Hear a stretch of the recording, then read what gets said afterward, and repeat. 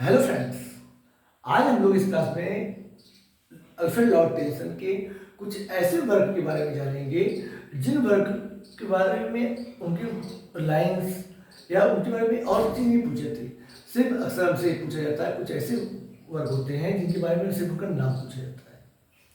जैसे कुछ वर्क हैं, जैसे द लेडी ऑफ सैलोट है, द प्रिंसेस है, द लाइट ब्रिगेड है, यूलिसीज हुआ, लोटस सीटर हुआ। ये सारे वर्क तो कुछ फेमस वर्क है, इन मेमोरियम है। ये कुछ ऐसे वर्क हैं जिनके बारे में आपसे काफ़ी डिटेल में क्वेश्चन किए जा सकते हैं। लेकिन कुछ वर्क ऐसे भी होते हैं, कुछ पोएम ऐसी भी होती हैं जिन पोएम की लाइनें आपसे नहीं पूछी जाती हैं। उनके बारे में अक्सर इससे इतना पूछा जाता है कि क्या इनमें से कौन सा वर्क टेनिसन का लिखा हुआ है। तो ऐसे वर्क के बारे में हम इनमें पढ़ने जा रहे हैं, जो वर्क जो है थोड़ा कम इनकी चर्चा होती है, ठीक है। और अक्सर हम जान ही नहीं पाते कि ये वर्क भी अल्फ्रेड लॉर्ड टेनिसन ने ही लिखा है। तो इसमें चलते हैं। सबसे पहला इसमें का सबसे पहला वर्क जो आता है हमारा, वो है कैपिलॉन। कौन सा है ये वर्क? है इनका कैपिलॉन। कैपिलॉन ये वर्क जो होता है, ये वर्क कैपिलॉन, ये वर्क जो है इनकी मृत्यु के बाद, जब इनकी मृत्यु होती है 1892 में, तो इनकी मृत्यु के बाद ये वर्क पब्लिश होता है, ठीक है ना। तो इनके बाकी इनके जो भी वर्क हैं वो वर्क जो है इनकी लाइफ टाइम में ही पब्लिश हुए हैं, लेकिन ये कैपिलॉन जो वर्क जो है ये इनकी डेथ के बाद पब्लिश होता है। तो इसलिए जो है इस वर्क को बारे में जरूर पूछा जाता है, काफ़ी बार पूछा गया है ये ऐसा, मतलब इनकी मृत्यु के बाद कौन सा वर्क पब्लिश हुआ है, तो ये वर्क इनकी मृत्यु के बाद पब्लिश होता है। अगला वर्क इनका एक प्ले भी है। इन्होंने एक प्ले भी लिखा था जिस वर्क प्ले का नाम है द फॉरेस्टर। अक्सर जो है हम लोग ये जानते भी नहीं है, हम लोग ये जानते भी नहीं है कि अल्फ्रेड लॉर्ड टेनिसन ने कोई प्ले भी लिखा है।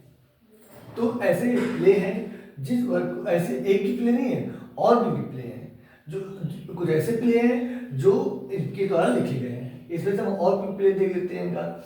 इनके और एक दूसरा प्ले इनका, दूसरा प्ले इनका है हेरोल्ड। इनका एक प्ले और है, इसका नाम है हेरोल्ड। हेरोल्ड प्ले जो है ये एक हिस्टोरिकल ड्रामा है। क्या है ये? एक जो है हिस्टोरिकल ड्रामा है, हिस्टोरिकल ड्रामा है हेरोल्ड। उसके बाद इनका एक ड्रामा और भी है जो है Queen Mary. Queen Mary, Queen Mary का जो ये भी एक प्ले है, ठीक। उसके बाद जो है इनका एक वर्क जो है इनका बेकेट भी है। एक वर्क का जो है एक ड्रामा प्ले का बेकेट भी है, ये भी एक प्ले है, ठीक है। ये भी क्या है? ये भी एक प्ले है। और उसके अलावा जो है ये तो एक 4 प्ले हो गए। उसके अलावा कैपिलॉन, कैपिलॉन जो है जो डेथ के बाद पब्लिश होता है, डेथ के बाद पब्लिश होता है। इसके अलावा डेथ के बाद पब्लिश होता है। इसके अलावा एक प्ले का और भी है, उसका नाम है द कप। द कप ये वर्क भी इनका जो है एक ट्रेजेडी है।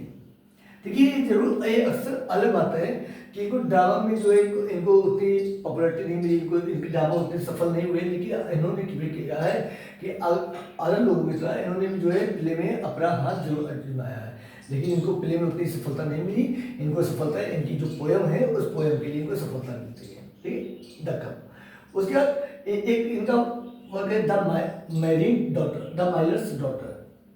The Miller's daughter, the Miller's daughter.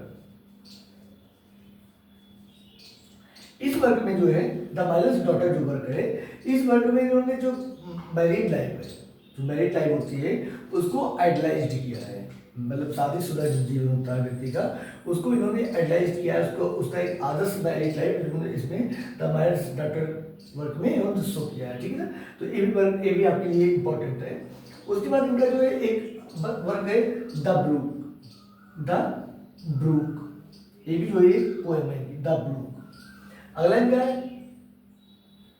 The beggar child. The beggar child, the beggar child है, ओके। द बेगर चाइल्ड भी इनका एक वर्क है। उसके बाद द बेगर चाइल्ड के बाद अगला आता है द रिवेंज। द रिवेंज ये सब क्या है? ये सब जो है कि एक पोएम है। ये सब क्या है, इसमें कुछ लॉन्ग नेटिव पोएम आ रही है, कुछ पोएम है, ये सब मतलब ये सारे जो है वर्ड्स हैं। और ये आपने प्ले था, ठीक है, द ये आपका है। उसके बाद द रिवेंज वन अगला जो है इनकी कुछ वर्क है, जैसे है टेरेसा, टेरेसा भी का एक वर्क है। डिमीटर, डिमीटर भी का एक वर्क है, डिमीटर।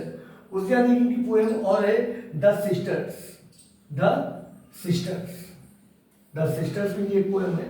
उसके बाद देखिए, ठीक है, और एक इनका वर्स कॉमेडी है devil and a lady, devil and a lady, a lady. एक जो है एक 3 एक्ट का प्ले है, 3 एक्ट का प्ले है। और इसे जो है एक जो है 3 एक्ट प्ले है, और एक जो है इनका एक वर्स कॉमेडी है। ये क्या है, एक कॉमिक प्ले है, ठीक है ना, वर्स में, जो कि वर्स में लिखा गया है, devil and a lady.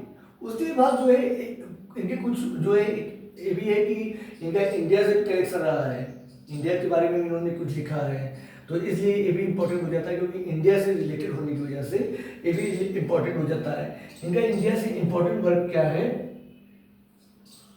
The defence of Lucknow, the defence of Lucknow.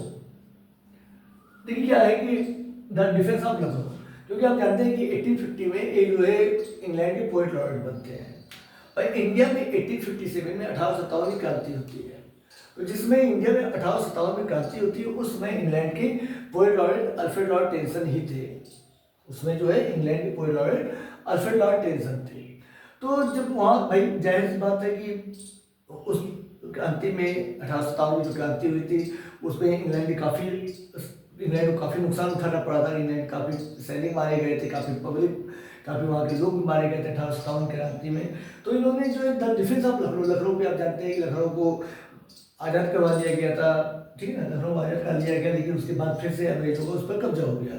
तो इस वर्क में द डिफेंस ऑफ लखनऊ में इन्होंने अपने इंग्लिश लोगों के, इंग्लिश जो सोल्जर्स हैं, उन सोल्जर्स की बहादुरी के बारे में इन्होंने बताया कि कैसे इन्होंने, ठीक है ना, कैसे इन्होंने लखनऊ को बचाव किया, लखनऊ को डिफेंस किया, लखनऊ पर फिर से पूरा कब्जा किया, ठीक है ना।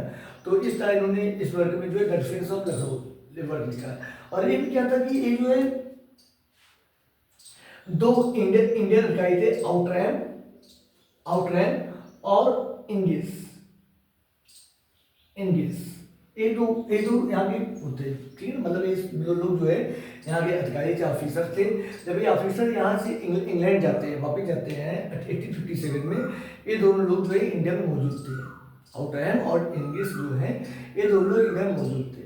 तो जब ये वापस जाते हैं, इंग्लैंड वापस जाते हैं, तो उन्होंने जो इंग्लिश गवर्नमेंट के सामने जो रिकॉर्ड यहाँ कर रखे हैं, जो इनके द्वारा रिकॉर्ड रखे गए, उसी पर बेस्ड एक वर्क था द डिफेंस ऑफ लखनऊ, ठीक है। तो जो the defence of Lucknow India से जो है वो है रिलेटेड है, तो इसलिए जो है इसके बारे में कई बार जो है क्वेश्चन पूछा जाता है कि the defence of Lucknow work किसके द्वारा लिखा गया है, ठीक है।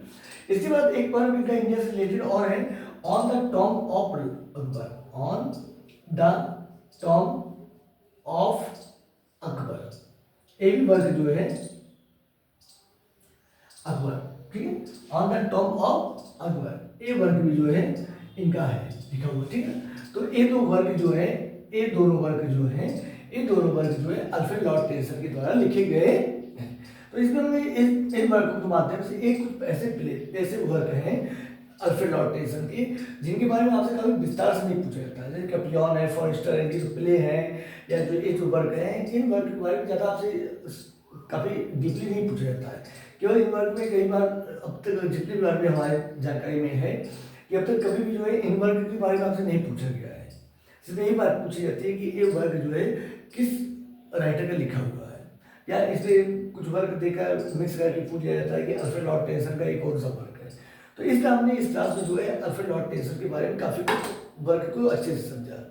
अगर आप भी जो है यूपीपीजीटी की तैयारी कर रहे हैं, तो आपके लिए एक क्लासेज जो है एक चैनल पर यूपीपीजीटी से रिलेटेड क्लासेस दी जा रही हैं, और आप इस पर सर्च करके कोई भी Alfred Lord Tennyson by Vipin sir, या Lord Charles Lamb by Vipin sir, John Keats by Vipin sir, PB Shelley by Vipin sir, Percy Bysshe by Vipin sir, William Wordsworth by Vipin sir, William Shakespeare by Vipin sir, आप कुछ भी search करेंगे, ठीक है ना, कोई भी टॉपिक सर्च करेंगे बाई विपिन सर करेंगे तो आपको हर चीज़ वहाँ पे अच्छे से मिलेगा।